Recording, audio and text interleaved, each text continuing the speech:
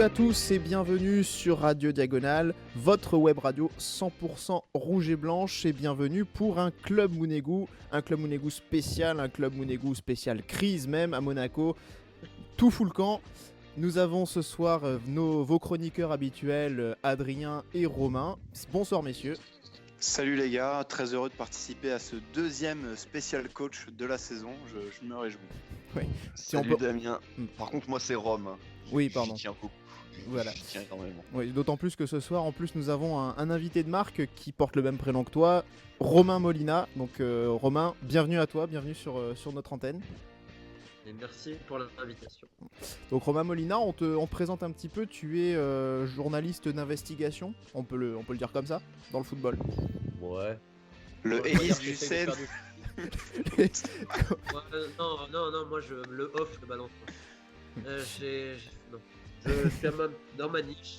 Voilà, j'essaye de faire ce que je fais. Voilà. Je suis écrivain, on va dire ça comme ça. Et dans ma niche, voilà, autour du foot. Donc, tu l'as dit, tu es écrivain, tu as plusieurs titres, plusieurs ouvrages. Tu as écrit déjà plusieurs livres, Galère Football Club, Cavani, El Matador.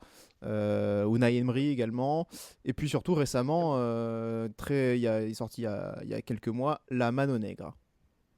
Voilà, exactement. Une somme d'investigation qui va bien au-delà de dire il y a de l'argent dans le foot. C'est en essayant de voir un peu les marionnettistes, essayant de comprendre, également des luttes d'influence, aussi parfois géopolitiques, et surtout pas tomber dans le coup du fantasme et des rumeurs à deux balles, comme on peut le voir ici et là de partout. Ce qui est assez emmerdant quand tu fais ma profession et que tu vois un tel niveau de bassesse intellectuelle ici. Alors du coup, je l'ai pas encore lu, mais je te promets qu'il figure dans ma pile de lecture. Enfin, il est prévu dans la wishlist. Voilà, il est dans la wishlist Amazon. Ça parle de Monaco dedans ou pas ? Très peu. Très peu. Ça parle quasiment pas de la France. Ça parle, on va dire, des 10 super agents, mais ceux qu'on connaît pas réellement, ceux qui ont vraiment inventé le business, comme Juan Figueresbioski, qui est le premier et le plus grand de l'histoire, et un champion d'échecs réel, uruguayen, un mec qui fait 1m54, 90 kg, qui fume des gros cigares et qui a 2 dates de naissance. C'est lui qui a tout inventé. La triangulation, la TP. Il y a un petit peu sur le transfert d'Mbappé, parce qu'il y a beaucoup de mystères autour du transfert d'Mbappé. Et beaucoup de conneries qui ont été racontées.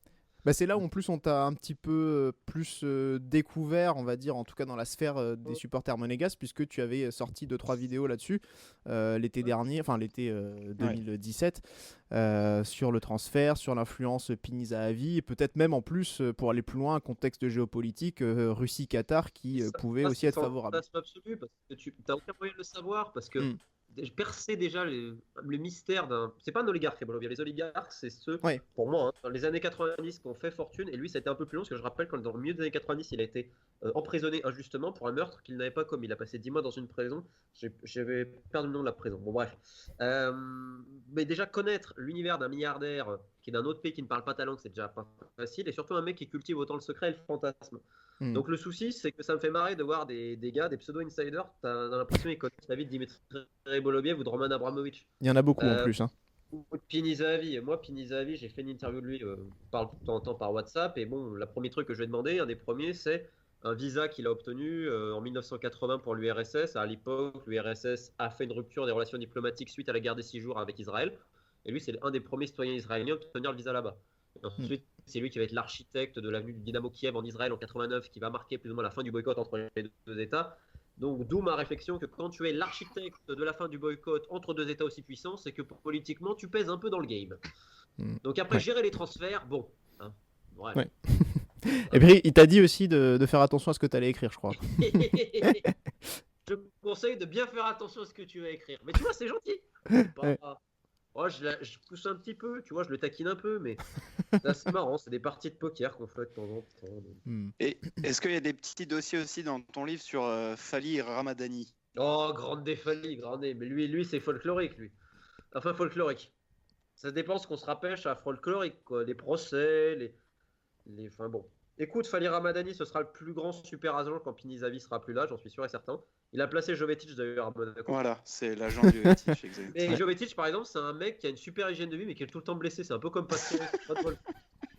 Je veux dire, il a pas l'hygiène de vie de Grand Cyr, quoi, avec tout le respect que j'ai pour Grand Cyr. Donc, écoute, Ramadani, non, il n'y en a pas trop dans le bouquin, parce qu'en fait, c'est une suite de chapitres qui suit. Et j'aurais aimé le mettre comme Paco Casal, aka Paco Mafia en Uruguay. Mais bon, tu vois, t'es obligé de faire des choix parfois. Mais je vais faire une suite un jour, et évidemment qu'il fallait Ramadani, où je pense que j'irai même l'interviewer. Ce Avec sera ses adjoints, il a des adjoints assez marrants, on va dire. à l'horizon 2022, 2023, si... Si personne m'a mis une balle Si- entre temps, ouais. Voilà, c'est ça. Bon, alors pour revenir du coup sur l'AS Monaco, évidemment on organise cette émission spéciale ce soir puisque c'est pas une surprise et tout le monde est, est déjà au courant quand même. Mais on le rappelle, Thierry Henry la semaine dernière, à 2 jours du match face à Dijon, a été mis à l'écart par l'AS Monaco. Son remplaçant, il est connu, il est très bien connu même de tout le monde, de tous les supporters. Il s'agit ni plus ni moins que de Leonardo Jardim, donc qui revient au club 3 mois après s'être fait virer. Et donc cette émission va nous permettre un petit peu d'en parler avec toi, Romain, aussi, parce que toi, voilà, tu nous dis, tu viens juste d'ailleurs de publier une vidéo concernant la SM. Alors on va pas révéler tout ce que tu as dit dedans, on va laisser les auditeurs aller voir d'eux-mêmes, évidemment. Mais on va quand même revenir un petit peu sur tout ce qui s'est tramé en coulisses parce que évidemment cette éviction de Thierry Henry, elle s'est jouée vraiment, c'est une révolution de palais là, ça s'est joué vraiment derrière. Bah oui, mais déjà j'ai une question pour vous. Hmm. Comment tu peux justifier réellement de le mettre à pied? Enfin vraiment, c'est quoi la vraie raison? Moi si je pourrais... Adrien, oui. Ouais, enfin, on va dire que ça n'a pas eu l'effet escompté, tout simplement. On était censé repartir, insuffler un sang nouveau, au moins un nouvel élan, et ça n'a pas pris. Ça n'a pas du tout pris. Du coup, je peux comprendre, et au vu de la situation et du fait aussi qu'on passe pour des gros guignols sur le terrain. Des gros guignols, de toute façon, quoi qu'il arrive. Alors, en revenir Jardim en perdant plus de 25 Oui, millions alors ça, en oui, mois. mais oui, non, mais ça, c'est clair. Mais je parlais sur le terrain, le fait que tous les clubs adverses ont rempli leur Hall of Fame, on rajoute une ligne à leur histoire, ils tapent des records en principauté ou en battant Monaco. Bon, voilà, je pense que c'est bon. C'est une erreur, je pense que c'était une marche un peu trop haute, peut-être pour Henry, pour commencer dans ce contexte où il a clairement pas eu les cartes en main et beaucoup de bâtons dans les roues. Mais pour moi, ouais, c'est logique de le voir partir. Alors, attends, parce que moi c'est une vraie question que je pose parce que donc Jardim, on est d'accord, c'est un super entraîneur. Après ça peut arriver, ça fait 5 ans un peu d'usure, bon, vous en avez déjà parlé assez longuement. Oui. Le mec a pas fait mieux que Jardim, on est d'accord. Oui. Pas fait pire non plus. Mais vrai. je me dis si Jardim n'y arrive pas avec ça, puis surtout tu laisses faire Henry les deux premiers recrues, surtout Naldo et Fabregas, et tu le vires derrière. Alors là, je sais pas. Parce que tu décides pas du jour au lendemain, tu dis pas je vais virer le coach. Mais c'était déjà programmé que Henry ait un regard sur le mercato. Ah, et ça dérangeait peut-être certaines personnes aussi. Ouais, on va pouvoir y revenir. Rome, toi, sur ton avis sur l'éviction, je sais que tu voulais pas te débarrasser de Jardim il y a 3 mois de ça. Aujourd'hui, tu étais sur la même ligne, tu voulais garder Henry, toi. Bah, oui, voilà, moi j'étais pas spécialement pour son arrivée il y a 3 mois. Moi je voulais continuer avec Jardim, j'avais toujours bon espoir. Maintenant, à partir du moment où on avait fait le choix de changer, il fallait aller jusqu'au bout de l'idée. Même s'il faut avouer que ça se passait pas bien. En plus, dernièrement, je trouvais l'attitude d'Henry aussi sur son banc de touche ou en conférence de presse avec les médias était un petit peu problématique aussi. Donc je pense que tout ça mis bout à bout a pas forcément joué pour lui. Après, il y a forcément des choses un peu plus en coulisses, mais moi ce que je vois c'est le terrain, et le terrain c'était catastrophique. Maintenant, est-ce que rappeler Jardim c'était une bonne idée, comme on vient de le dire, ça s'est pas bien passé avec lui les 6 premiers mois de l'année. Maintenant, ce qu'il faut voir, c'est que là, il revient quand même en étant reposé, en ayant peut-être eu une vision un peu plus élargie des choses. En ayant appris à skier aussi. En étant loin de tout ça. Et puis surtout, faut pas oublier que, contrairement aux 4 premiers mois qu'il a disputé, il aura Ronny Lopez, il aura Fabregas, il aura Vainqueur, il aura Naldo, il aura Jason Martins, qui repart quand même avec un groupe beaucoup modifié et plus obligé de faire jouer tous ces jeunes qui sont Grand Moula. Alors justement, pas que les Massengo, les Diop qui ne sont pas prêts pour la Ligue 1, c'est pas leur faire offense que de dire ça. Le pauvre, avec cet effectif là nouveau, il l'a quasiment pas eu. Au final, il a eu 3-4 matchs sans grand succès, mais bon, c'est ça vrai, c'est vrai. Je pense Ouais. que c'est juste de juger globalement. Par contre, les gens qui commencent à dire il est pas fait pour être entraîneur, j'ai lu ça, je me suis dit, mais mec, si Jardim il n'y a pas réussi sur le début de saison, qu'est-ce que t'attends d'un mec qui a jamais Ouais, entraîné ouais. avant? Non, ça c'est faux, parce qu'on l'a dit, le contexte était vraiment très très difficile. Je sais pas si c'était une si bonne chose au final de filer les clés du camion à Henry, même si on va dire qu'il y avait moins de pression du fait qu'on était très très mal embarqué, on était dans les bas-fonds du classement. Donc pour moi, il y avait moins de pression pour Henry, tu vois, il n'avait pas forcément besoin de prouver et de nous hisser sur le podium, tu vois, il pouvait se faire une saison d'apprentissage également pour lui et il terminait en ventre mou. Là, le truc, c'est que on est dans une spirale de l'enfer et qu'il a fallu, et je pense que tu vas nous éclairer un peu là-dessus, mais il y a aussi des gens au-dessus qui ont géré et qui ont dit stop, quoi. T'en as qui l'ont mis des couteaux dans le dos. Moi, ce que j'aime pas dans les relations humaines, c'est la trahison. Le problème de Monaco, c'est qu'il y a quand même quelques brebis galeuses. Et dans un vestiaire, quand tu as des brebis galeuses, ça devient toujours compliqué. Maintenant, quand Henry parle de trucs privés à son staff, je trouve pas que c'est normal qu'il y a des mecs du staff qui le répètent aux joueurs qui ensuite s'empressent de répéter ça à la direction. Parce que quand je lis que Henry aurait des problèmes avec les cadres, alors maintenant je vous pose une question, c'est qui les vrais cadres de Monaco? Parce que s'il y avait des vrais cadres, ton club il n'est pas 19e. Hein. Oui. Le problème, le problème des cadres, en fait, c'est qu'il y a un moment où ils sont bien parce qu'ils tiennent effectivement un vestiaire. Là, le problème, c'est que les cadres, ils sont en conflit avec la direction aussi. Alors, il y a ça aussi. Radji et Subasic notamment. Voilà. Radji et Subasic qui sont plus ou moins missionnés par des gens pour foutre la merde. Ouais. Surtout eux déjà, qui ça sont. veut dire beaucoup. Voilà. Mais sinon, je pense que c'est Falcao, Falcao. il s'est pas mis dedans. Ils n'ont pas demandé à Falcao de ce genre de choses parce que Falcao, on peut lui reprocher tout ce qu'on veut, mais sur l'entraînement, il est irréprochable. Il n'y a rien à dire sur lui. Moi, je pense que Falcao, c'est quand même lui la star de ce vestiaire. Il est proche de Ribolovlev lui-même. Ça m'étonnerait qu'il n'ait pas donné son avis ou qu'on lui ait pas demandé. Alors là, sur Falcao, s'il y a un dossier à l'ASM que je connais, c'est Falcao. Vraiment, pour le coup. En plus, pour avoir bien connu le papa, malheureusement. Oui, tu as publié quelque chose dessus il y a quelques jours, puisqu'il est décédé il y a pas longtemps. Le lendemain des obsèques du papa de Falcao, j'étais dans sa ville, là où il était malheureusement enterré, c'est sa ville de naissance, Santa Marta. Falcao n'avait absolument aucun problème avec Henry, bien au contraire. Il n'a aucun problème avec Jardim, évidemment. Hein. Parce que c'est pas un mec à conflit, Falcao. Ouais. Alors, par contre, du coup. Par contre, si on dit que les cadres, c'est Subasic, Radjic, Jemerson et Gil, quoi, eux, ils sont contents de Jardim, quoi. Mais pour moi, c'est pas les cadres de l'AS Monaco, quoi. C'est-à-dire que ce sont les. Sur le terrain, ils le montrent pas. Hein. Ah, sur le terrain, non, mais dans le vestiaire. C'est ça le problème, en fait. C'est-à-dire que, oui, ce sont des cadres, mais il y a toujours un moment où il faut savoir se séparer de ces cadres. Et ça, c'est toujours compliqué parce qu'il y a un moment où ils vont. Voilà, il y a quelques. Ouais. Là, le problème, c'est qu'ils acceptent pas. Subasic, Radic, ils acceptent pas.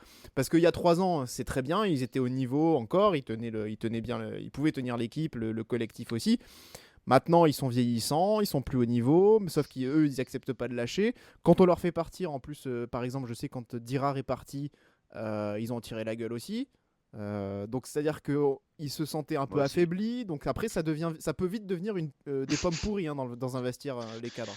En fait, ce sont les anciens qui restent dans une équipe qui est en perpétuel changement. Et du coup, eux, ils estiment avoir une certaine légitimité aussi. Surtout dans ce projet-là où ça bouge tout le temps, ça bouge énormément. Eux, c'est sûr qu'ils sont toujours là, inamovibles. Forcément, ça leur donne un pouvoir énorme. Exactement. Il y a ça. Et puis surtout, je pense qu'ils n'acceptent pas le fait que Henry soit passé d'eux. Je pense notamment à Jemerson, quand il choisit Henry de garder sa confiance à Benoît Badiachil, qui est quand même, je trouve ça exceptionnel. Le mec a 17 ans, c'est lui le meilleur défenseur actuellement. Exact. Ouais. Et là, tu te dis, non, ça peut pas être le problème uniquement de Jardim ou d'Henry, quoi. C'est qu'il y a vraiment un gros souci, quoi. Parce que Sidibé, un jour, il faudra parler de Sidibé, quoi. Le mec. Non, n'en parlons pas. non. Laissons-le, s'il vous plaît. Tu vois, dans les mecs qu'Henry voulait écarter, il y avait lui, par exemple. Il y avait Sidibé. Là, moi, mon grand regret, juste dans l'éviction de Henry, c'est de ne pas avoir vu justement ce groupe qui était parti, enfin, qui allait être pour Dijon. Il y a un mec de son staff qui l'a littéralement trahi. C'est pas possible pour le coup. Puisqu'il est allé répéter ça à un des cadres du groupe qui est allé répéter à la direction. Et ça précipite l'éviction d'Henry, sachant qu'il y avait déjà des contacts avec Jardim, mais c'est exactement le profil de la brebis galeuse. Et quand tu as des mecs comme ça, tu peux les nulle part. Parce que justement, voilà. Quel est l'intérêt, pardon, de la personne quand tu es dans le staff, que c'était un mec d'avant, je pense. À 98%, je suis sûr du mec, mais il me manque 2% pour être totalement sûr. Donc, je vais pas donner le nom. Amitrano Tu m'as dit quoi? Amitrano Oh, je ne ferai pas de commentaires. Très, mais je ne- très proche de je ne Subasic. Bon, a priori. Il n'y a pas que Subasic, il y avait Jefferson aussi dans les mecs. Et Oui, bizarrement, ça arrive aux oreilles de la direction quand tu as une réunion secrète avec le fin. Tu vois, une réunion de staff, etc. Et puis après, ils font la réunion la veille de l'éviction d'Henri. Bon, c'était déjà décidé. Et là, ils confirment tout. Et là, moi, ce que je reproche à Monaco, et c'est gravissime, c'est de pas avoir les couilles de le dire à l'entraîneur le matin. Tu le laisses faire l'entraînement à la conférence de presse. Mais ça, Ouais. ça c'est scandaleux. Ouais, parce qu'en On a plus le là dans la c'est vraiment petit ça, parce qu'en plus Ouais, lui il y va, on sent qu'il est bon, il est sous tension parce que je pense que si on reprend les choses dans l'ordre, il sait très bien qu'il lui reste assez peu de matchs pour prouver. Tu l'as dit, ils ont déjà des contacts avec Jardim. D'ailleurs, je pense que l'interview de Jardim 3-4 jours avant, c'est pas du tout anodin, sans rentrer dans le complot facile. Mais c'est pas anodin, je pense. Mais niveau timing, c'est voilà, vrai que c'est assez fou. Ouais. Tout ça, ça paraît un peu calculé quand même. Et effectivement, Henry, il est sous tension parce qu'il sait qu'il est menacé sur un siège éjectable.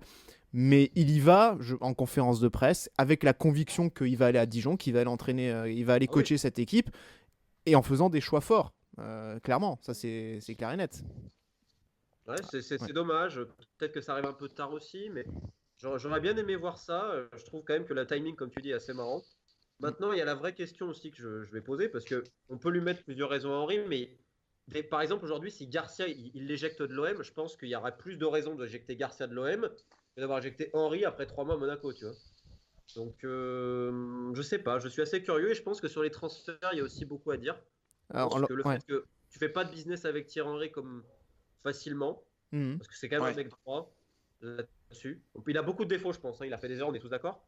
Mais c'est pas un ripou. Donc pour ça, j'ai du respect. Quand je vois beaucoup d'entraîneurs qui essayent de taper des rondes partout, je me dis un mec comme Henry, c'est ce qu'on a pu lire ça et là sur Jardim qui, soi-disant, paraît-il, prenait 5% sur les transferts. Ça, j'en sais rien s'il prend, mais Jardim, c'est un super entraîneur. Par contre, pour revenir sur Falcao, parce qu'en plus tu nous disais que tu connaissais bien le dossier, il avait déclaré en zone mixte à Dijon qu'avec Henry finalement c'était pas forcément mieux, donc il comprenait ce changement. On a eu là qui est sorti le petit papier en avant-première de Dave Apadou et Nabil Djellit. Alors, ils vont défoncer Henry, je te le dis avant parce que je sais, ils ont appelé des mecs que je connais et à chaque fois c'est pour défoncer Henry. Alors, c'est le cas. Voilà, du coup, je sais pas, tu n'as peut-être pas eu accès encore, mais on peut déjà te dire ce qu'il y a dedans. Non, mais j'ai eu des mecs qu'ils ont appelés, donc qui m'ont appelé pour me dire ce qui allait se passer. Tu vois, et donc apparemment, Falcao n'aurait pas aimé que Henry lui explique comment faire des appels de balles. Je sais pas si ça te paraît. Sur Falcao, j'ai interrogé plus de 30 personnes qui le connaissent. Vraiment les très très proches. Je connais vraiment bien le dossier Falcao. Ils ont parlé plusieurs fois. Pas de problème entre Falcao et Henry. Et je parle sur Falcao, tu vois, j'ai du respect pour le travail de tout le monde. Mais je pense qu'en France, il n'y a aucun mec qui est allé aussi loin sur Falcao que moi. Tu vois, j'ai même retrouvé le sélectionneur de Bogota des moins de 10 ans, qui est un de ses grands potes, parce qu'il jouait dans l'époque de l'équipe de Bogota des moins de 10 ans avec Abel Aguilar. Et il est sur Falcao, si je te dis Falcao avec Henry, il n'y a pas de problème parce que Falcao c'est pas un mec à conflit, c'est pas un mec de conflit. Bon alors, la prochaine livre en fait c'est sur Falcao, tu nous as fait un livre sur Cavani, mais pourquoi donc fais-nous sur... Il est né en quelle année Falcao par contre? J'ai son certificat de naissance. Après en Colombie, tu sais, pour pas grand chose, tu peux avoir... Mais non, visiblement c'est bien son âge. Et par contre c'est assez incroyable parce que le mec, l'histoire qu'il a, je pense que tout le monde sait qu'il est à l'université de journalisme, etc. Mais le nombre de blessures qu'il a eu même dans sa carrière en tant que gamin et qu'il regarde quand même ce niveau, s'il n'était pas professionnel, tu vois, jamais il serait encore à ce niveau-là, quoi. Et c'est un bel exemple pour les jeunes, en fait, je pense, Falcao. D'accord, bon. À mon avis. Ouais. Alors en tout cas, sinon pour revenir, on a parlé de la fin de Henry, certainement peut-être un peu précipité. Maintenant, moi, en ce qui me concerne, je pense qu'il fallait quand même faire quelque chose, même si on savait très bien qu'il fallait pas forcément lui en tenir rigueur parce qu'il était débutant. Moi, je regrette qu'on l'ait nommé parce que c'était pas le moment de jouer aux apprentis sorciers. On verra maintenant pour plus tard ce que ça donnera. J'avais bien aimé, cela dit, une réflexion. Bon, tu en as parlé en rigolant tout à l'heure de Claude Leroy, mais cette idée de tuer le joueur quand même. pour C'est qui. Grimandi qui développe surtout ce contexte aussi, non? Ouais, il y a Grimandi aussi, c'était dans un article de 20 minutes. Et je trouvais quand même cette analyse intéressante parce que voilà, on sentait vraiment encore le joueur là. Et Ouais. effectivement, c'était peut-être une première expérience qui peut-être lui servira de tremplin pour la suite et lui permettra d'évoluer plus favorablement. Peut-être qu'il s'est précipité, peut-être qu'il n'a pas fait le bon choix à ce moment-là. Il y a plein de raisons qui peuvent expliquer son échec aussi, en plus des raisons qui sont vraiment contextuelles pour le coup.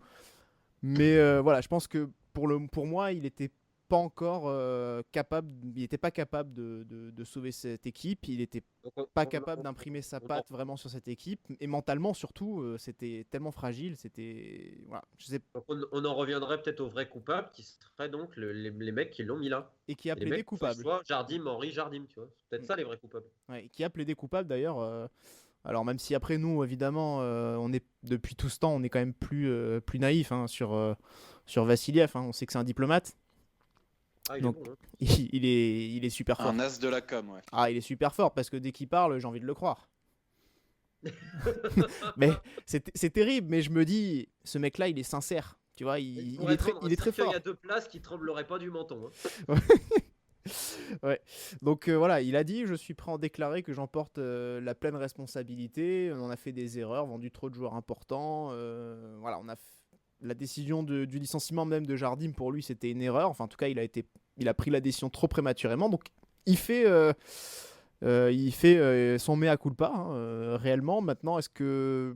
Tu verras que maintenant c'est Emanalo qui va être le problème. Ah Tu bah vas voir. Emenalo, de toute façon, il est déjà dehors, lui. Ah bah oui, ça oui. Donc Il maintenant ils était... vont dire que c'est Emanalo. Parce que c'est jamais la faute des vrais coupables à Monaco. Enfin dans plein de clubs.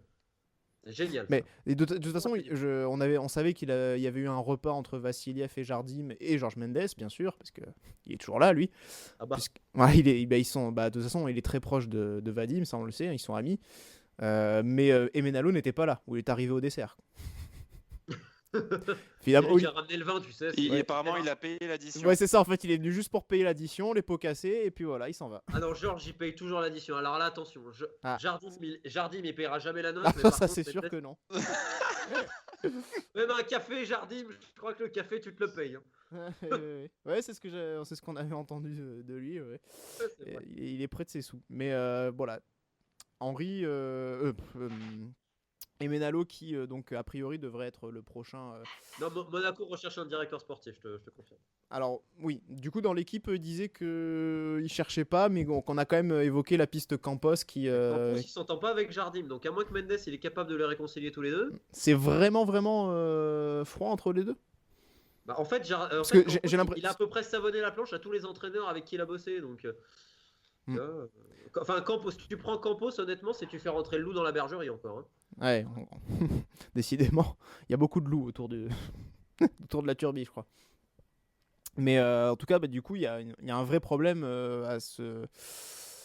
au niveau du club, quoi, du coup, puisque c'est toujours, il y a toujours un problème quelque part, en fin de compte. Non, honnêtement, je trouve que Monaco, c'est un club, alors si t'acceptes, c'est choix ubuesque. Dans tout le secteur formation, franchement, c'est un modèle. Dans le recrutement des jeunes, c'est un modèle. T'as plein de très bons recruteurs. T'as plein de choses, t'as plein de bonnes personnes au club. Franchement, c'est un club, ça fait mal au cœur pour moi parce qu'autant il y a des clubs qui sont super mal gérés en France. Je peux te le dire, hein, je vois des clubs, des fois, c'est le bordel. Chamois-Niortais. On parle beaucoup des chamois niortais où c'est un scandale, mais il y en a d'autres. Sochaux au pain plein. Ouais. Monaco, franchement, j'ai pas envie de te dire ça. Et je te dis pas parce que là, je parle à des gens fans de Monaco. Honnêtement, ça me fait mal au cœur parce que contrairement à Marseille, par exemple, ou à Bordeaux, c'est la kermesse. À Monaco, tu sais à qui t'adresser toujours. Tu vois, t'as des mecs comme Olvec, on peut critiquer ou pas, c'est quand même un mec qui fait du boulot. Tous les mecs de la formation, donc. Et si tu regardes, il sort toujours des joueurs, il y a toujours quelque chose, il y a toujours une logique.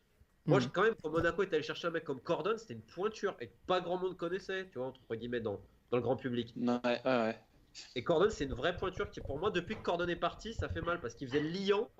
C'est pas forcément sur les transferts, mais par exemple, c'était le côté humain, le suivi des joueurs, je trouve que ça manque un peu, tu vois. Je pense il avait beaucoup fait progresser en termes de nutrition. Il avait aussi beaucoup de luminothérapie aussi, enfin des choses comme ça. Ils étaient assez pointus là-dessus. Il avait fait aussi mettre, bon c'est plus anecdotique, mais beaucoup de citations. Il avait fait peindre les murs en rouge et blanc aussi pour qu'il crée un sentiment d'identification fort.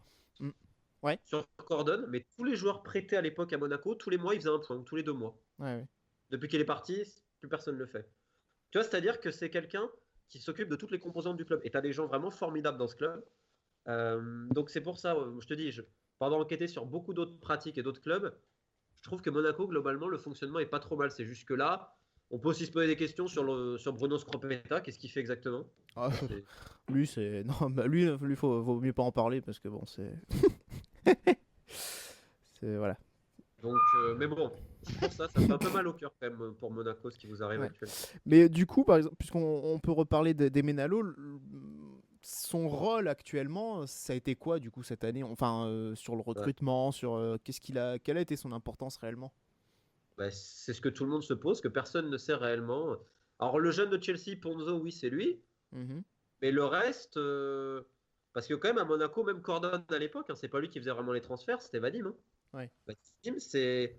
Et d'ailleurs, je pose souvent la question, mais t'as déjà un énorme conflit d'intérêt, quoi, de donner des commissions à quelqu'un qui fait les transferts. Tu te dis, ça encourage pas les transferts. Enfin bref, tu vois. Ça, c'est typiquement les erreurs de management du club. Maintenant, sur Emenalo, c'est une excellente question. Il y a tellement d'avis contraires que je ne saurais pas te dire ce qu'il fait exactement. Ouais. Parce qu'en tout cas, du coup, vu qu'il va être remplacé, on fera pas une émission spéciale sur ça, évidemment, puisque vu que son rôle est justement assez flou et que, bah, a priori, on n'a pas de raison particulière d'en parler plus que ça. Enfin, en tout cas, que c'est pas plus important que ça, finalement, son départ, si visiblement il n'a pas été, parce que il a c'est pas un pesé. type que c'est pas un mec en plus vraiment inoubliable à Chelsea. Tu vois, il a fait des bonnes choses, d'autres moins. Il n'a pas la meilleure réputation possible dans le milieu. Tu vois, Cordon, par exemple, il a une réputation immaculée dans le milieu. Ouais. Parce que, Benalo, c'était pas trop le cas, quoi. est-ce qu'il a quand même pas davantage bossé sur les jeunes quand même, tous ces Diop, Isidore qui sont arrivés, Goebbels, je pense pas. peut-être, mais Mais honnêtement, personne ne sait ce qu'il faisait parce que quand tu avais une décision à prendre, c'était Vadim qui la prenait, quoi. Ouais. De toute façon, on sait que Vadim est le vrai patron à Monaco. Enfin, Ribolovlev signe l'échec, mais Oui, toutes c'est les son confiance. voilà, toutes les éditions, les décisions de l'exécutif, tout ça, c'est vraiment Vadim et bien plus encore finalement. Si on revient justement sur ce qui a pu aussi provoquer le départ d'Henry, est-ce qu'on pourrait résumer aussi qu'il y a eu un schisme un petit peu dans ce groupe entre les anciens et les jeunes, ceux qui ont eu la chance de débuter avec Henry, qui ont eu l'opportunité de te lancer parce qu'aussi il n'avait pas le choix, hein, mais est-ce qu'on pourrait le résumer comme ça? Bah, je peux te dire une anecdote, c'est que le fait qu'il ait mis un jour Loïc Badiachil, ça a pas plu à beaucoup.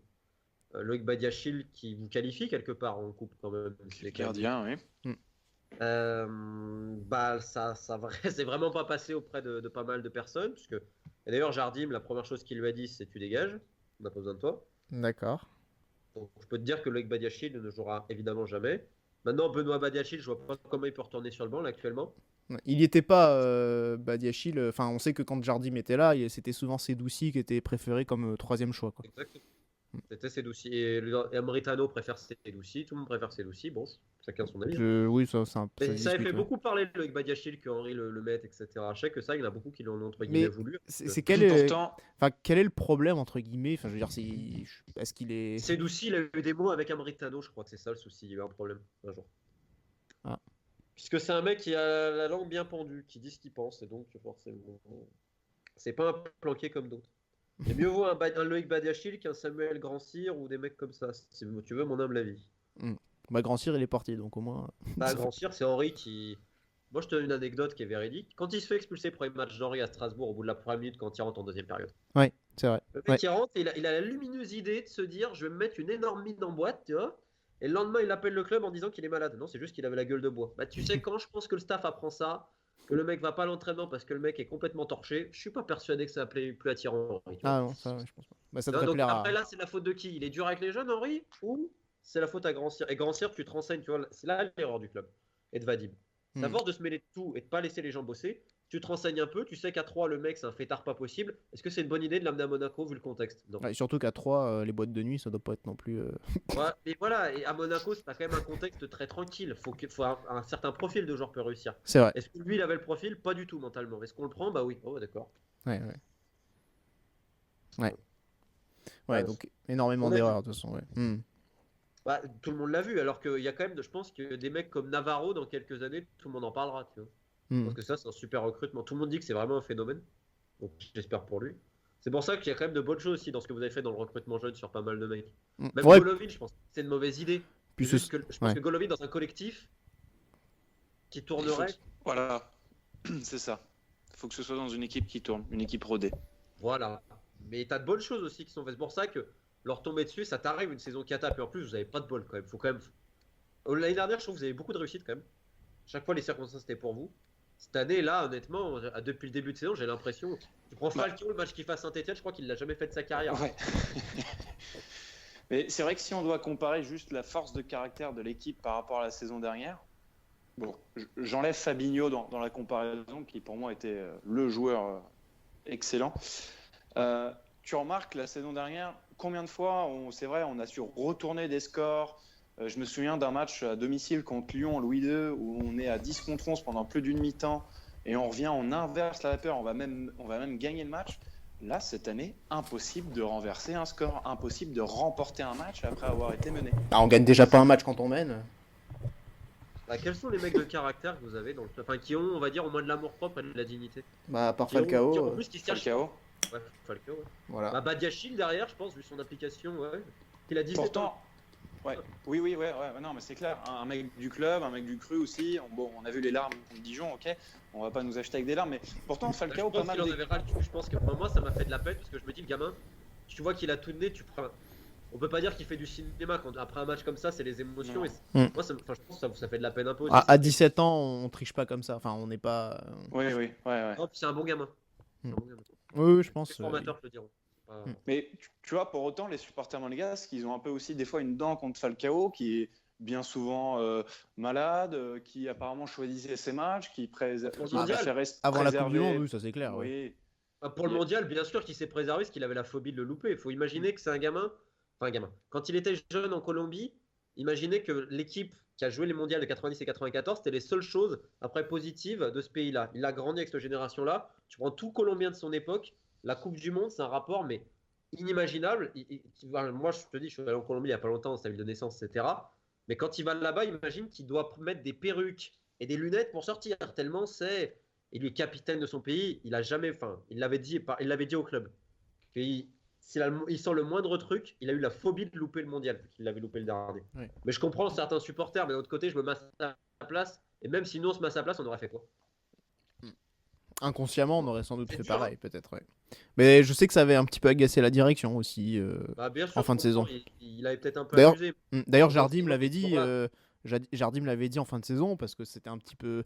Ça commençait un peu à chauffer pour la deuxième place. Il avait dit, il faut pas oublier que c'est Monaco qui paye les joueurs, donc il y a un minimum. À la quoi. fin, ouais, Ouais. je suis d'accord Ouais. avec Voilà. lui. Mm. Il a un peu abusé sur la fin, je suis d'accord, mais cette année, c'est pas un mec qui est dans la politique. C'est un mec comme Moutinho, avec tout le respect que j'ai pour lui, c'était un mec très pro. C'était peut-être pas le meilleur joueur du monde, mais c'est toujours un mec exemplaire aux entraînements, etc. Et je pense qu'à Monaco, dans le groupe, il manque des mecs comme ça. Ah Des oui. mecs qui vont pas faire de politique, qui vont.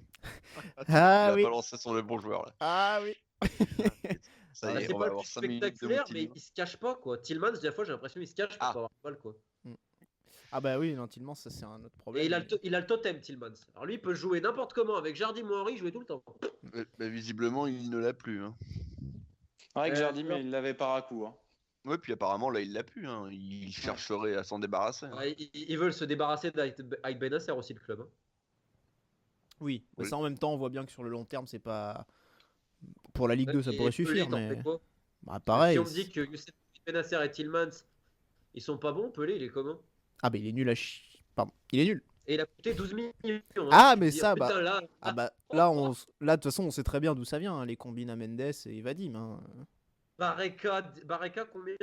Barreca, ouais, c'est 10. pareil, 10. Échange Avec avec Meïté, Sohailo ouais. Meïté, ouais. Oui, bah, Meïté, maintenant, tout le monde le regrette.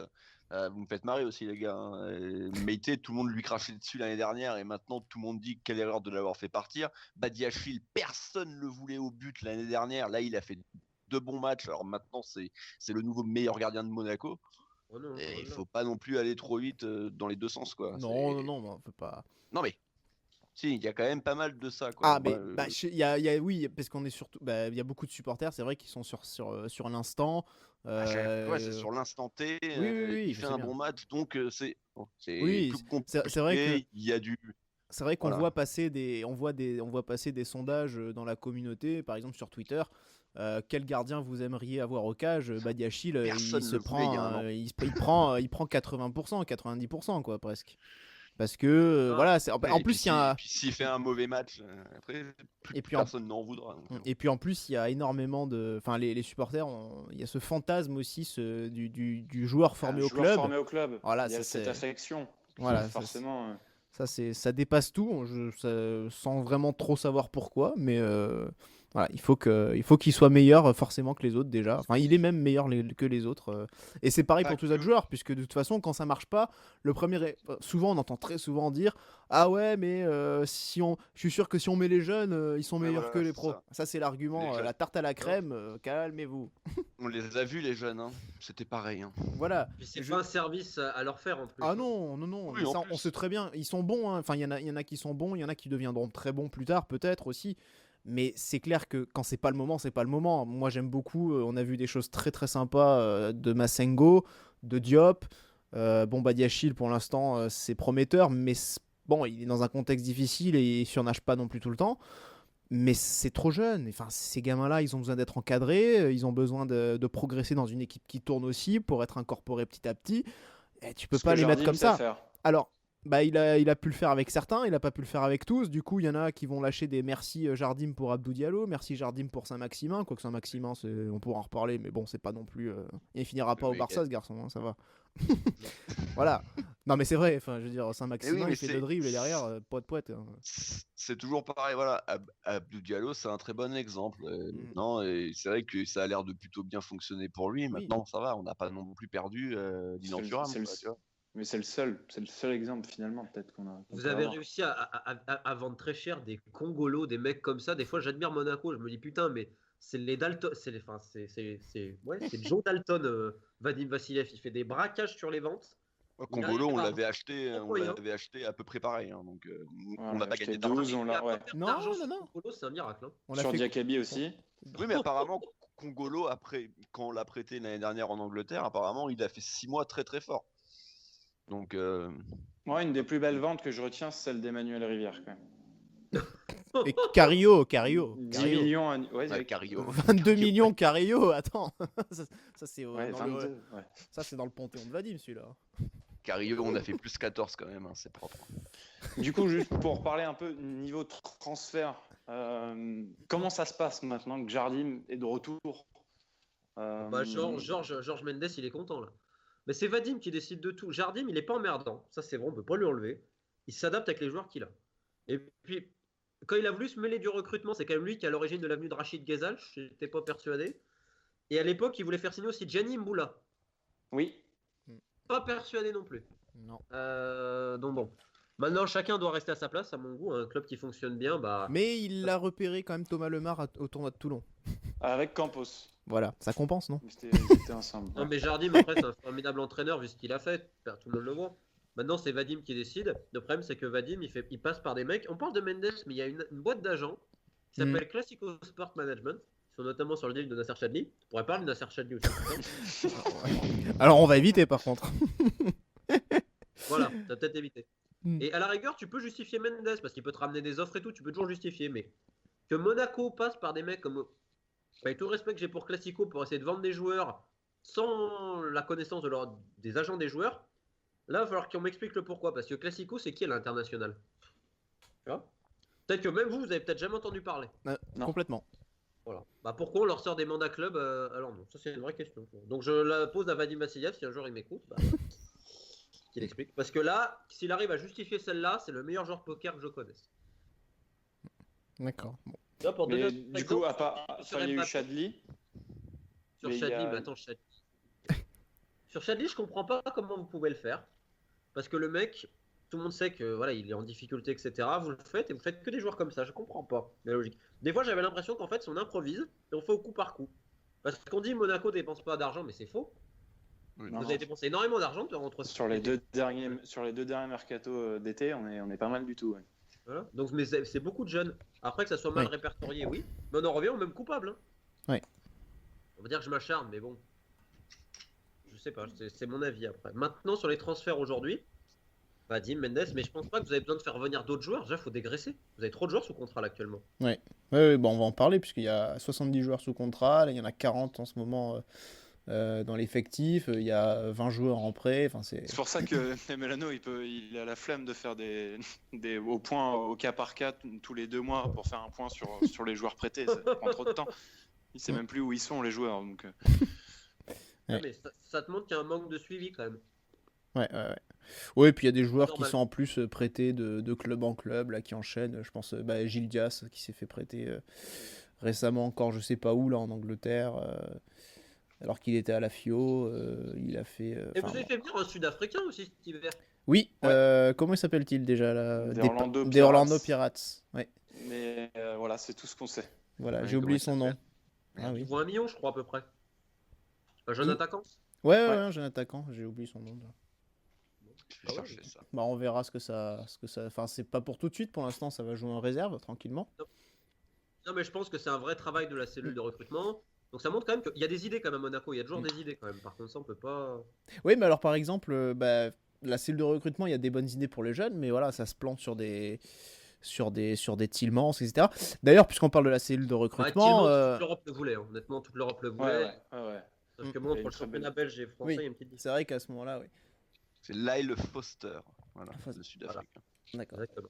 Et du coup, puisqu'on parle de la cellule de recrutement, il y a quelqu'un qui a la cellule de recrutement. Tu en as un petit peu parlé sur un tweet il y a un moment. C'est Gérald Passy, Ah, Gérald qui arrêtait pas de dire à tout le monde qu'Henri savait pas gérer les voilà, quatre. qu'on a pris à Nice, hein, évidemment, parce qu'il était à Nice, puisque Nice d'ailleurs faisait de bons recrutements. Les Cypriens, d'Albert, enfin tout ça, ils ont quand même ramené du beau monde sur Un ces club qui bosse dernières bien. années. Voilà, Qui bosse trop bien. ouais, peut-être un peu moins maintenant, mais voilà. Donc, du coup, Bah, on a tout pris à Nice. Hein. on a pris Gérald Avec, Passy, surtout. Recordieu aussi. Mais eux au moins ils récupèrent Valère Germain par contre. Heureusement, on n'a pas pris Balotelli, c'est déjà pas mal. Mais Alors, du coup, Balotelli qui a un contrat de 3 ans à Monaco, ça aurait été sublime, putain, avec le. Oh mon dieu. Ici, ce serait fait plaisir. ce serait tel pompon. Ouais. Est-ce qu'on peut dire du coup que Gérald Passy, il a aussi un peu savonné la planche à Henry? Ah bah, Franck Passy, il avait déjà fait pour Bielsa, donc ouais, enfin.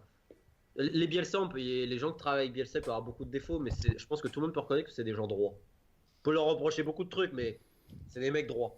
Hmm. Quand on t'explique certaines choses, je veux dire, Bielsa, il a formé Passy, hein, à des heures et des heures. Ouais. Et dès que ça tournait un peu chocolat à Marseille, le premier à tourner le dos, tiens, qui c'était, Franck? Oh merde. Hmm. Et là, je sais qu'il parlait des fois aux mecs qui jouaient pas en disant mais si c'était moi le coach, tu serais titulaire. Ouais, ça aide pas. Non, ouais. Et je pense qu'une des erreurs d'Henry, c'était pas de venir avec un vrai staff. Parce que Passy, on l'a proposé, il était plus ou moins ok. Mais je pense qu'il s'est pas méfié. Et après, c'est pas Passy qui lui a mis tous les couteaux dans le dos, mais je sais que Gérald Passy, ouais, ça a pas aidé. Je sais que Franck Passy pensait récupérer en tant que numéro 1, ce qui me fait rire quand même. Hein, parce que Oui, parce qu'en plus ça c'est. bien se surcoter quand même. Hein. Bah, nous, c'est en plus c'est ce qu'on se disait, hein, pour la Ligue 2, on va se retrouver avec Franck Passy en fin de compte. Mais qui a pensé à Franck Passy? Ah bah ça doit être Vadim ça. Enfin ça doit être Non, Gérald. non, on leur a proposé, Henry Non. était ok parce qu'il voulait un mec justement d'expérience. En fait, il pouvait pas faire Julien Stéphan. Ouais. Et vu que Julien Stéphan n'a pas pu venir, bah voilà. Ce qui est quand on même leur a beau, c'est. proposé un mec Ouais. Ce qui est quand même beau, c'est qu'on paye 20 millions d'euros en indemnité pour Jardim et pour Henry. Par contre, pour mettre 1 million sur Julien Stéphan, ça, il n'y a plus personne. Hein. C'est. Non, mais Bah, quand on y non, mais pense, voilà, c'est le genre de décision. Voilà, t'as tout, Ouais, tout résumé. oui. T'as tout résumé. ouais, Et le ouais. sens des priorités. Et surtout qu'il y a 2 mois en fait entre la rumeur Stéphane et l'avènement de Passy. Il y a quand même 2 mois qui s'écoulent où Henry est juste avec Ouais, parce que ça fait qu'un seul mois qu'il est là. Tralao et Apandou. À Puis Pandou, Jardim, ouais. il revient pense avec que- son staff. Ah, Jardim revient avec son staff. Je pense qu'Henry a pas eu le temps de composer le sien. En tout cas, il a dû le faire dans l'urgence parce que c'était pas. Je sais pas si tu as eu. Puisque ça me fait penser, puisque on avait parlé de Henry à Bordeaux dans un premier temps. Puisque Bordeaux, c'est un peu le club des faillis, tu sais. Zidane a failli aller à Bordeaux, Henry bah a oui. failli aller à Bordeaux. Personne n'y est allé finalement. Mais est-ce qu'il avait déjà ces noms-là en tête ou est-ce qu'il avait vraiment rien du tout quand ça a discuté avec Bordeaux? Enfin, je sais pas si tu es informé là-dessus. À chaque fois que je parle, faut que je sois sûr. Là, je pourrais pas te dire. J'ai pas aucune certitude. Parce Par que là, contre, le projet on dit le projet de Monaco, mais le projet de Bordeaux, il est en train de se passer 2-3 trucs comiques là-bas aussi. Attention. Hein. Bah du coup on a Euh, on a des copains Radio Girondine là, ça pourrait les intéresser par contre. Girondin T'inquiète, analyse. sur le directeur Ouais. sportif qu'ils ont nommé là, ils vont pas être qu'ils aillent au Betis Séville, qu'ils posent 2-3 questions, ils vont pas être déçus. Tu vois. Et sinon, qu'est-ce qui selon toi a pu motiver Jardim de revenir à part l'argent? C'est quand même l'AS Monaco, enfin c'est quand même le cadre de vie est top quand t'as une Ouais. certaine stabilité familiale et tout. Il T'as y est des toujours, ouais, superbes ouais, il est pas parti. infrastructures, Mm. superbes infrastructures pour bosser. Tu peux bosser dans le temps parce que là, le fait de revenir, il est tranquille. Hein. Il peut avoir aucun résultat, ils pourront pas le virer. Hmm. Ouais. Euh, Prendre Henry, peut-être. Il y a eu il y a eu quelques bruits ici et là. C'est quand même un beau club, Monaco. C'est quand même un très beau club. Et t'as quand même, c'est un club qui a quand même de l'ambition parce que là, en plus, vu qu'ils ont merdé, ils pourront pas refaire le coup de prendre que des gamins, même chers. Hein. Ah bah là, Euh, ils ont compris sur le recrutement, ça se voit, ils sont obligés d'un petit peu rétablir les choses. Enfin, il le dit d'ailleurs dans le communiqué, Vadim Vassiliev. Voilà, on a fait des erreurs et tout, mais déjà, on est déjà en train de mettre des moyens pour faire en sorte de rectifier le tir. Hein. Ouais, bah, vois, enfin, il fait les mêmes recettes qu'il a toujours fait. Avec la même manière, mais là par exemple, c'est du Fabregas par exemple. Ouais, mais c'est Henry qui le fait. Oui, ça c'est vrai. Mais alors du coup, tu disais que d'ailleurs le Fabregas, on a lu que ça faisait un peu grincer des dents certains. Attends, qui a grincé des dents que Fabregas il arrive au club? Ah, je sais pas, c'est papier de Nabil Djelit, pour te reciter. Ouais, mais Nabil Djellit, et j'ai beaucoup de respect pour Nabil, mais Ah, moi j'en ai pas, mais tu peux y aller, je vas-y. sais qu'ils ont appelé pour faire le papier, et Ouais. c'était l'idée de tout mettre sur Henry.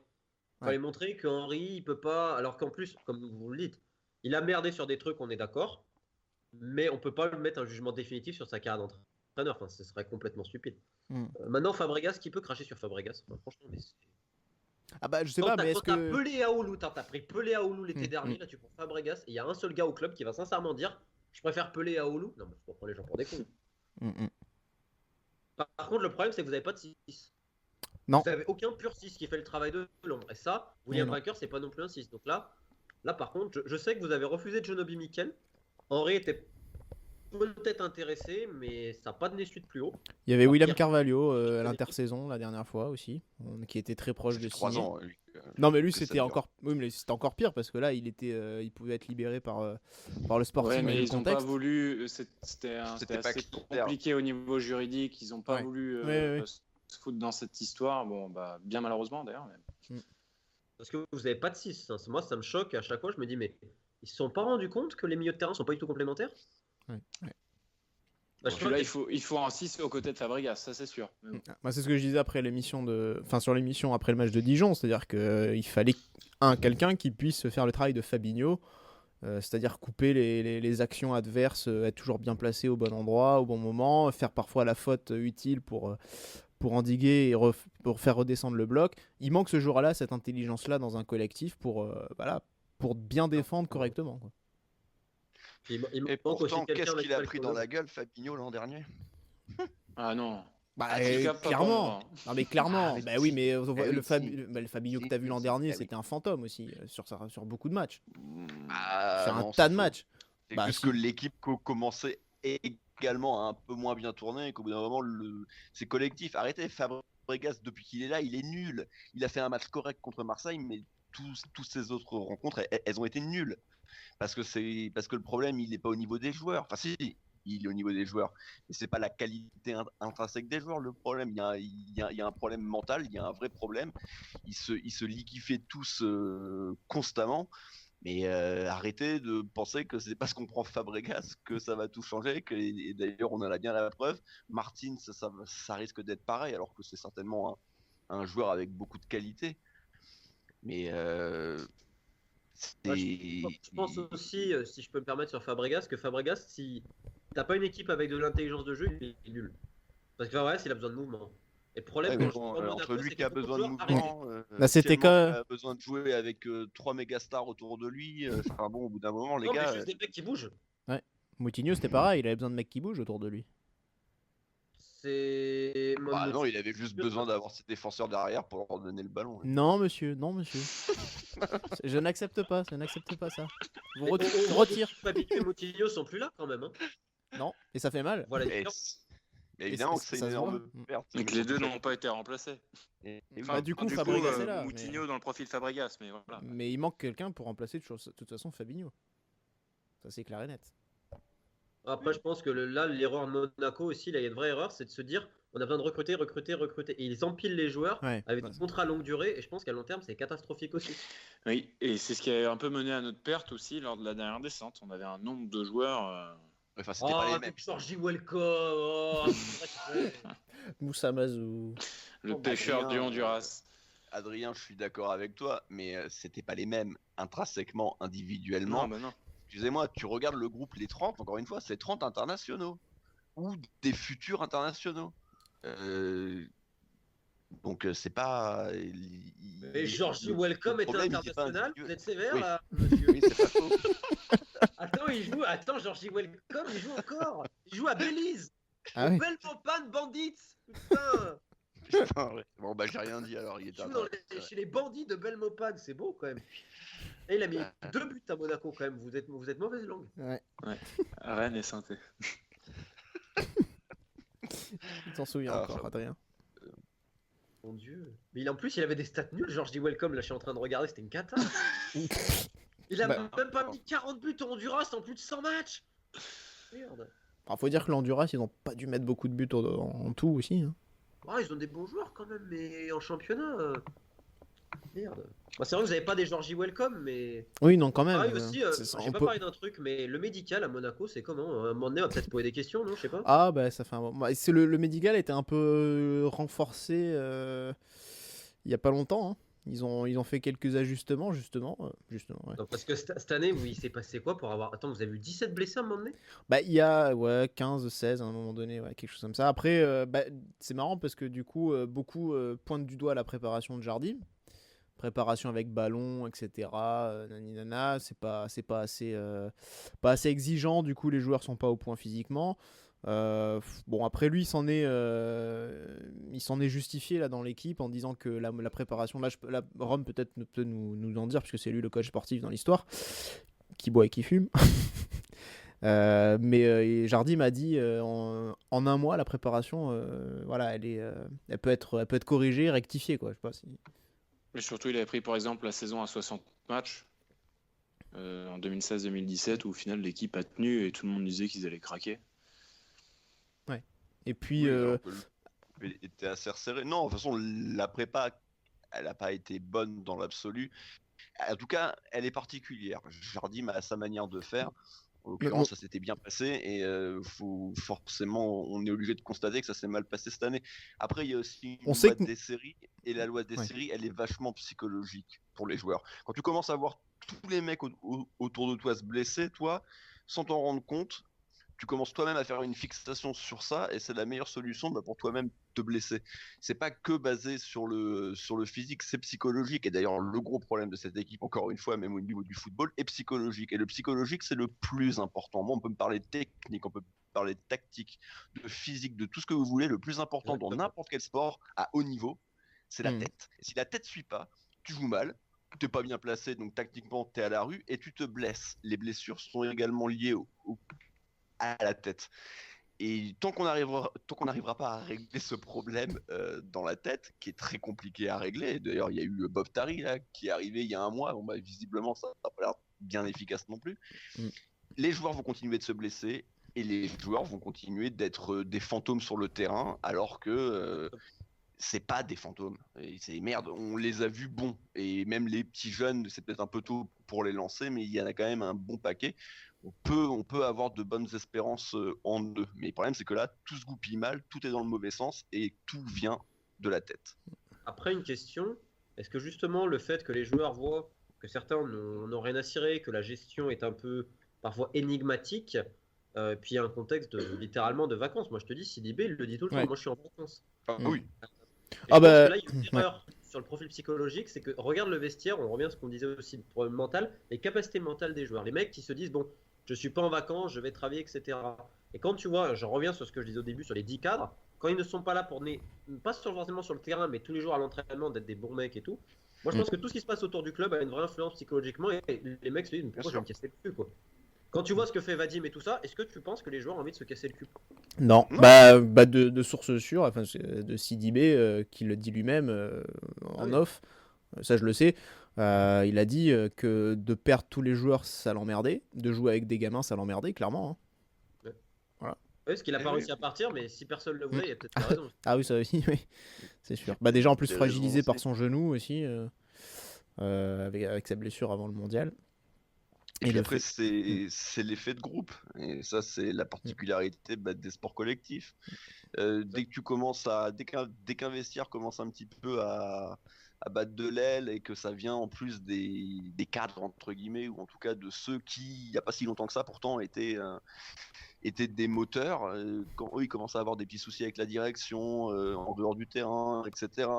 Eux-mêmes commencent à mettre le haut là, et après, bah, c'est l'effet boule de neige, et même ceux qui continuaient d'être motivés, bah, ils se disent bah, pourquoi moi je vais commencer à me casser le cul, parce que on l'a même vu, même dans d'autres clubs, ça se passe. Après, nous, le problème, c'est que bah, c'est allé très très loin, quoi. Et que malheureusement, bah, on se demande vraiment comment on va pouvoir s'en sortir. J'ai longtemps été très très très positif, très très optimiste, parce que je la regarde cette liste de joueurs. Et force est de constater que là, encore le match qu'on a fait ce week-end à Dijon, arrêtez, sur le terrain, les 11 ils sont incomparables. Mais sauf que c'est pas que ça le sport. C'est Ouais. pas que être technique et avoir un bon bagage individuel. C'est même loin d'être que ça. Et bah, le problème, c'est que tout le reste, on l'a pas. Enfin, on l'a pu, en tout cas. Et d'ailleurs, toi, Romain, t'en penses quoi un peu là sur cette fin de saison? Tu la vois comment pour Monaco? Bah, honnêtement, ah merde. Non, mais toi, tu t'appelles Rome, donc ta gueule. T'as tout résumé. L'aspect mental, c'est ce qu'il y a de plus important. Aujourd'hui, les mecs sont ailleurs. Ils savent qu'aussi, il y a des gens au club qui n'ont rien à cirer et qui, on va dire, font un beau hold-up. Donc ça les encourage pas à se motiver, ça c'est clair. Ça avait beaucoup d'incertitudes autour du club, de l'actionnariat et tout. Et ce qui est pas normal, c'est que tu as 2-3 joueurs qui s'est mêlés dedans. Je veux dire, les joueurs vont pas se mêler de savoir s'il y a un fonds d'investissement qui va racheter le club, d'essayer de parler avec eux. Mais non. Donc toute cette ingérence-là, je pense qu'elle a pas aidé le club.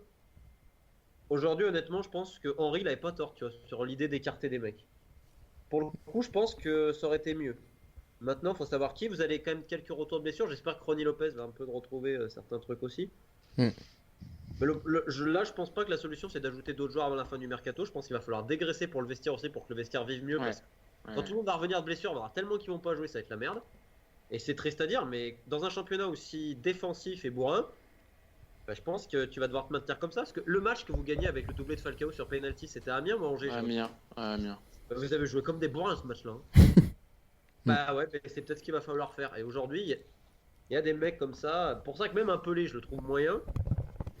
Mais on aura besoin de ce genre de mec-là pour c'est se le seul maintenir. site Ouais, pratiquement qu'on c'est pourra vainqueur avoir, en quoi. fait. Bah, quelque part, un Pelé, peut-être qu'il pourra permettre à Fabregas d'être un petit peu plus haut Ouais. sur le terrain, ou je sais Ouais. pas.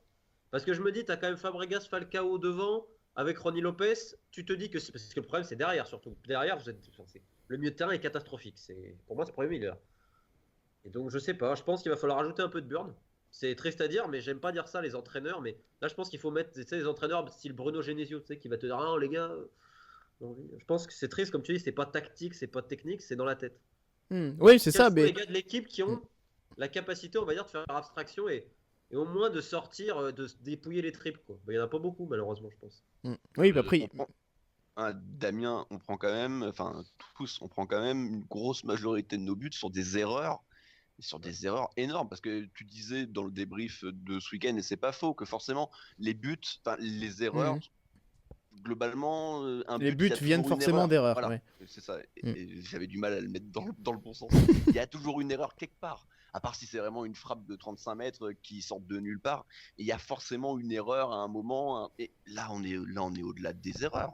On est sur des relances entre celles de Benasser ou de Jamerson derrière, il se fait bouffer par Saint-Maximin. Même Fabregas qui nous fait le coup. Là, ce week-end, c'est Ballo Touré. Ouais. C'est Ballo Touré qui pourtant faisait plutôt une bonne rencontre, mais qui fait n'importe quoi. Le troisième contre Metz, Glick qui est complètement arrêté. Enfin, à chaque fois, c'est des erreurs, mais dignes d'équipes de CFA 2. Alors, Mais globalement, on fait 85 minutes, 88 minutes même correctes. Enfin, on n'est pas excellent. En plus, on n'est pas très réaliste devant le but adverse. Donc ça, c'est quand même pas de bol. Mais on a toujours ces 3-4 moments par match où alors là, il y a absolument plus rien. C'est complètement trou noir. Et les équipes adverses, si on regarde les stats, ils tirent pas spécialement beaucoup au but. Ils ont pas spécialement le ballon. Sauf qu'on leur donne tellement des occasions favorables et qu'on a tellement des gardiens en bois aussi que ça fait trembler les filets à chaque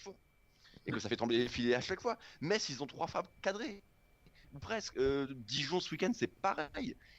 À un moment, on avait 3 fois plus de frappes qu'eux. Bim, première frappe, on prend un but. Ouais, bon, et en même temps, c'est pas spécialement un but compliqué qui marque. Parce que d'un coup, d'un seul, sans crier garde, on fait une erreur monumentale. Non, mais en plus, c'est vrai que quand tu regardes les buts que vous prenez, des fois, tu te demandes, c'est pas une blague, quoi. C'est pas vidéo gag. Hein. Ouais, tu m'étonnes. Il y a souvent Philibé dans le coup. Il y a toujours tout le monde. Quand c'est pas Glick, Quand c'est Gemerson. Gemerson. C'est vrai que ça, par contre, c'est vrai. Glick a très très mal pris le fait qu'il n'ait pas été capitaine quand Falcao était pas là. Là, ça fait oulala. Révolution de palais aussi à ce niveau-là. En même temps, pour mettre Tielemans, c'était pas non plus forcément la meilleure idée de Thierry Henry. Parce que ça, on est d'accord. il parlait de resserrer le groupe. Bon, moi, j'aime beaucoup Sidibé, même si je dois reconnaître que là, ça se passe mal. Donc, à la limite, s'il voulait le virer, ça m'aurait pas dérangé. Mais très clairement, on sait très bien qu'il allait continuer avec Tielemans. Je ne suis pas persuadé. Ah, attends, il l'avait fait capitaine, c'était son homme de base avec la Belgique. À la base, mais... Quand Châtely était là, il le mettait titulaire. Hein. Après, il n'y avait personne d'autre non plus. Hein. Oui, il y avait toujours mieux que Châtely. Il a été trop gentil. Il y avait Biancone. Oui, mais on sentait qu'il y avait une petite connexion belge, quoi. Avec Jardim, il jouait depuis le début de saison Tielemans aussi. Hein. Bah oui, parce qu'on lui a un peu, on a un peu écarté Moutinho aussi pour lui laisser la place, hein, je pense. Ouais, donc maintenant ma question c'est pourquoi sous Jardim Henry, le mec il joue. J'ai l'impression que Tielemans faut le valoriser. Ah bah. J'ai l'impression que des fois je sais que c'est un des petits chouchous de Vadim Vassiliev, ça d'ailleurs Tielemans. Bah c'est quand même la priorité du club de toute façon, puisqu'on est un projet qui se base aussi sur la performance pour sportifs pour ensuite pouvoir engranger des ronds. Donc il faut valoriser, comme quand Falcao revient de ses expériences ratées à Chelsea et Manchester. Il faut le valoriser, donc on essaie de le mettre dans les bonnes dispositions pour derrière le vendre. Bon, au final, on l'a gardé un peu plus que prévu. Le côté t'as Tielemans. Oui. Mais l'idée, en tout cas, c'est la même. Hein. Peu importe le joueur, peu importe qui, l'idée, c'est de mettre en avant des joueurs pour ensuite pour là, tu te toucher. rends compte que plus tu le fais jouer, et ça change rien, et que là, aujourd'hui, si tu le vends, tu le vendras comme tu l'as acheté. Alors, donc, faut limiter la casse, parce que si tu le fais pas jouer, normalement, il devrait plus jouer. Là, on est d'accord, il devrait être sur le banc. Mais du coup, c'est intéressant ce que c'est parce que justement, tu disais, c'est le chouchou de Vassiliev, Tielemans. Un des chouchous, ouais. Et voilà, et c'était la question que je voulais te poser justement parce que il joue. Ça veut dire que bon, Vassiliev contrôle tout à peu près sur les transferts et tout le reste.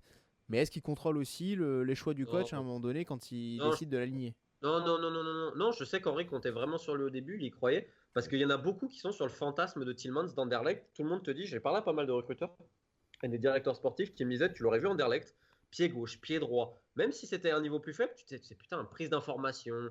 Et le mec avait quelque chose. Et là, à Monaco, techniquement, quand tu le vois, tu te dis, attends, mais c'est le même. C'est le même. Et tu te poses beaucoup de questions. Donc maintenant, Jardim, je suis curieux de voir ce qu'il va faire parce que là, il va avoir des choix au milieu de terrain. T'as Vainqueur, t'as Fabregas, t'as Tielemans, t'as Bennacer. Et là, tu vois, ils essaient plus ou moins de dégager Tielemans et Bennacer sur les derniers jours. Donc ça fait que pareil, c'est illisible la stratégie. C'est d'un coup, finalement, on se rend compte qu'on a trop de joueurs, donc il faut en dégager d'autres. Sauf que qui aujourd'hui a encore une petite valeur marchande sur le marché. Tielemans. Mais Tielemans, il va valoir 20 comme tu l'as acheté. Et encore, ouais, voilà, 25. On l'a payé plus que ça. Hein, on l'a payé 25. Ouais. Donc, il y a pas. 23, mais disons qu'il joue. Il y a Ronny Lopez. Il y a que Ronny Lopez. Voilà, c'est Ronny Lopez parce qu'il a été blessé, donc il n'a pas trop subi, on va dire. Il n'a pas été décoté, quoi, puisqu'il a été longuement blessé.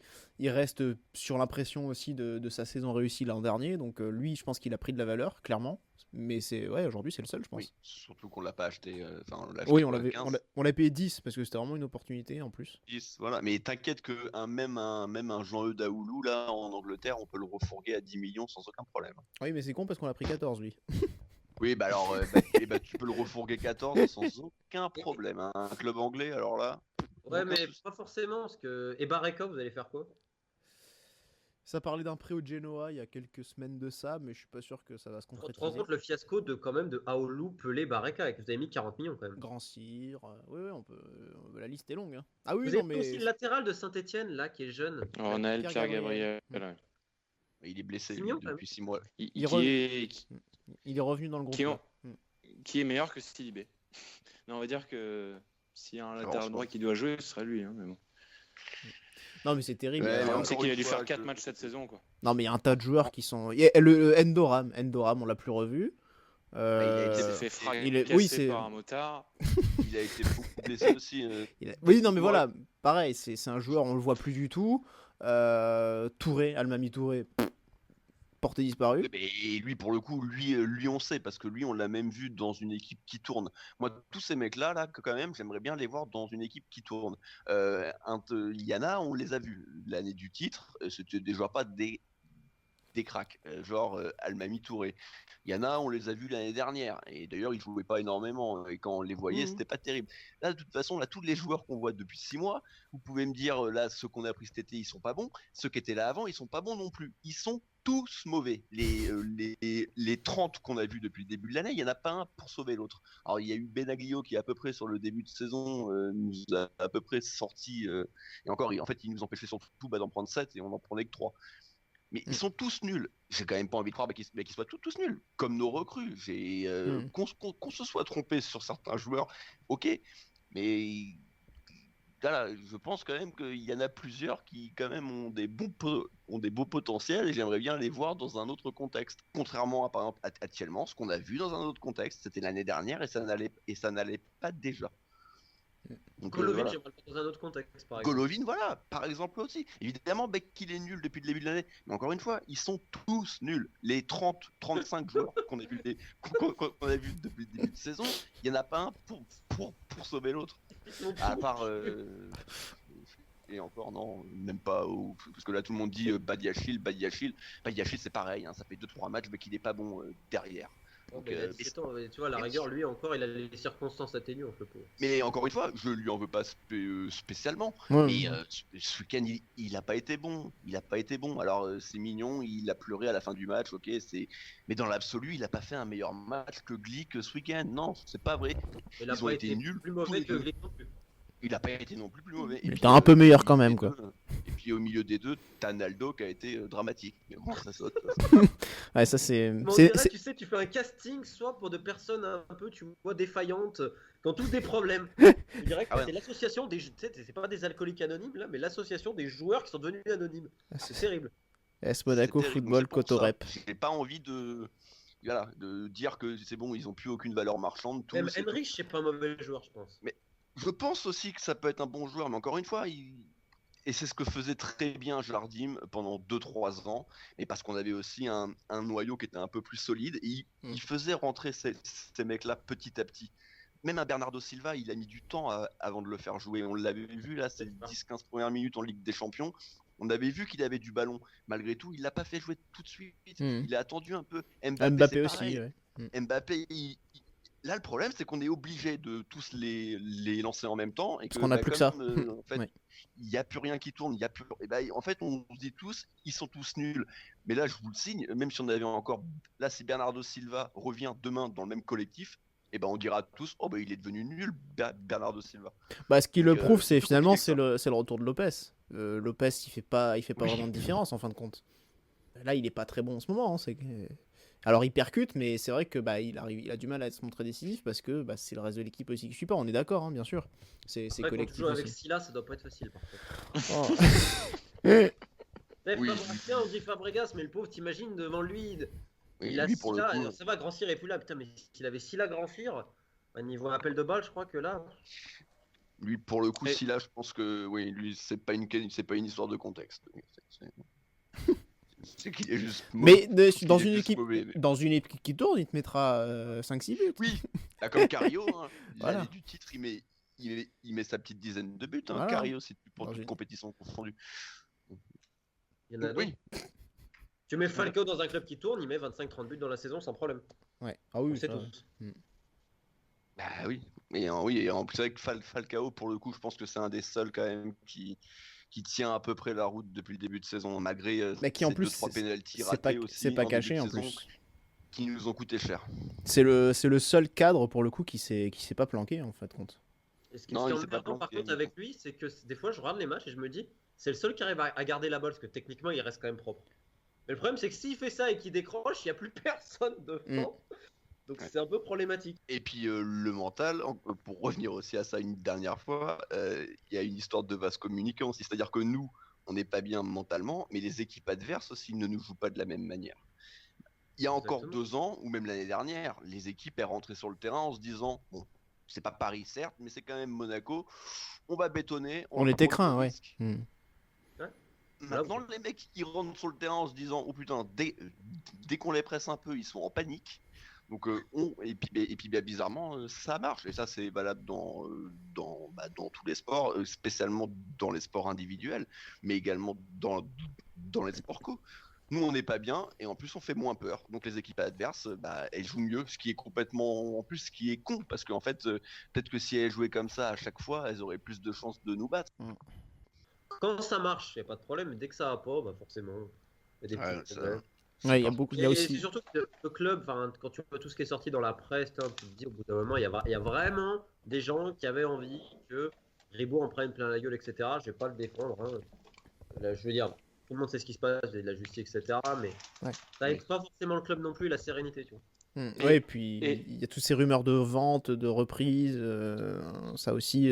Si vente il y aura un jour, c'est Ribolobiev qui décidera du repreneur, c'est pas la principauté qui va décider. Ils ont Mais c'est 30%. voilà. Mais là, je pense que clairement, ça vient d'ailleurs, quoi. Enfin, il y a des gens qui veulent que Ribot lâche le poisson, quoi.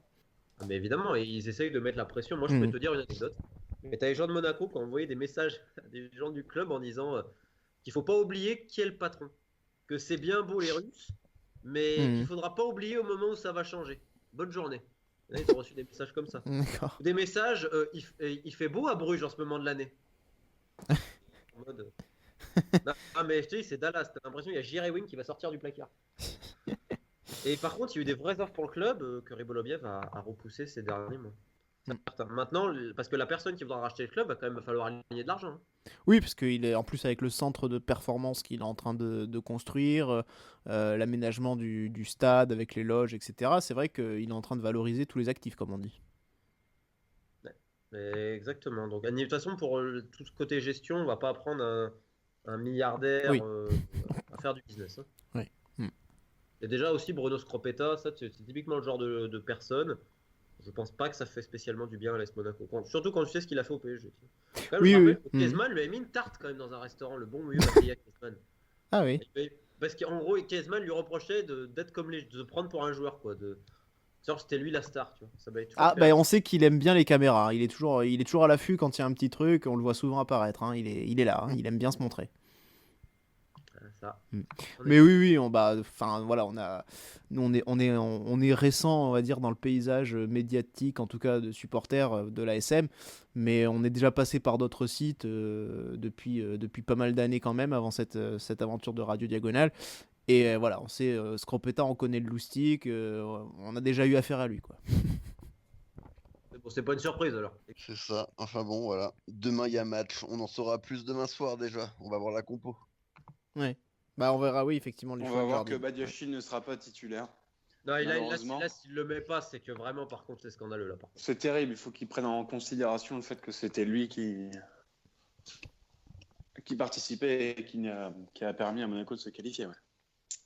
Ah non, mais le gardien, non, mais Loïc, jamais va jouer demain. Il lui a dit qu'il comptait pas sur lui, qu'il pouvait dégager. Ouais, voilà, c'est ce que je disais. Donc demain, on ne va pas voir. Non, un mais Badiachil là, au cage, ouais. Oui, non, mais là, on parlait de Benoît. Ah, En défense. parce que Loïc, Oh, bon, lui, je c'est les crois, valises. les deux, quoi. Mais oui. Mais bon, après, ça, c'est l'entraîneur. Hein. Ouais, ayez confiance en votre entraîneur, ça. Oui, mais moi, j'ai très Ouais. confiance en Moi aussi. Jardim. Ouais, c'est vrai que Jardim, des fois, il a aussi, voilà, il a vraiment ses têtes. Il peut être assez buté aussi. Hein. Mais tout le monde. Oui. Tous Mais les oui, coachs, oui, tout le monde. tous les coachs sont comme ça, à tout niveau, dans tous les clubs. Bon. Bah écoute, j'ouvre. le tour. Ouais, je pense qu'on a fait le tour. Sauf si vous avez quelque chose à ajouter.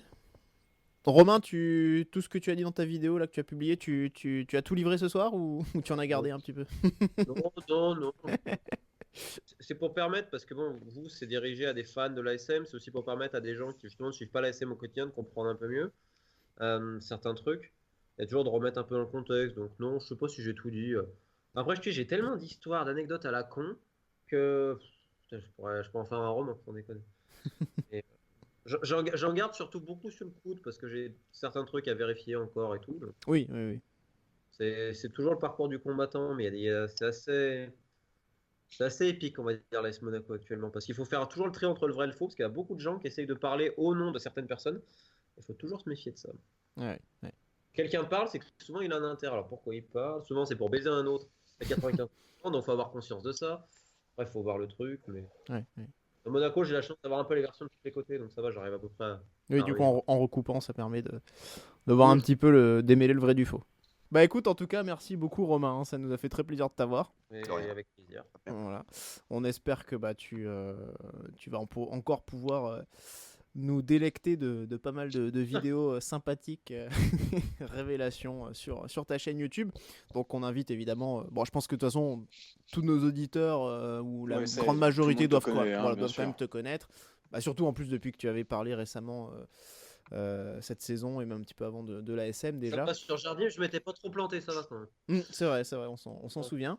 Ça change des insiders présents sur Twitter. Merci. Il est En parfait. espérant le meilleur pour l'ASM et pour les fans de Georgie Welcome. Tu sais que Il y en ça m'a a pas donné envie beaucoup, d'aller je interroger pense. Georgie Welcome et de le retrouver au Honduras. Hein. Ah, mais c'était mon avatar sur un forum pendant près de 5 ans, donc t'en Ouais. fais pas. Hein. Alors si je retrouve Georgie Welcome, promis, je vous avais averti avant et je vous laisse l'interviewer en disant voilà, c'est de l'interview collector, je pense. Bon. En tout cas, merci Romain, merci encore d'avoir répondu à notre invitation. Merci Adrien, merci Rome aussi également pour votre participation à cette émission. Bien sûr, merci à nos auditeurs qui nous écoutent fidèlement depuis presque 2 ans maintenant. L'émission, évidemment, à retrouver sur notre chaîne YouTube. N'oubliez pas de vous abonner ou de mettre des pouces bleus. N'hésitez pas aussi à commenter. Hein. On fait en sorte de vous répondre le plus possible pour essayer d'avoir une meilleure interaction avec la communauté. Voilà. Merci à tous. Et puis, évidemment, on va se retrouver aussi très, très, très, très vite. Ce soir. Voilà, ce soir, oui, vu la publication. Ce soir, avec le débrief face à Guingamp pour la Coupe de la Ligue. Monaco qui va jouer une place en finale de cette coupe, la coupe à la moustache. Merci, messieurs. Merci à tous et bonne soirée. Et n'oubliez pas, bien sûr, Dagemunego. Et bisous.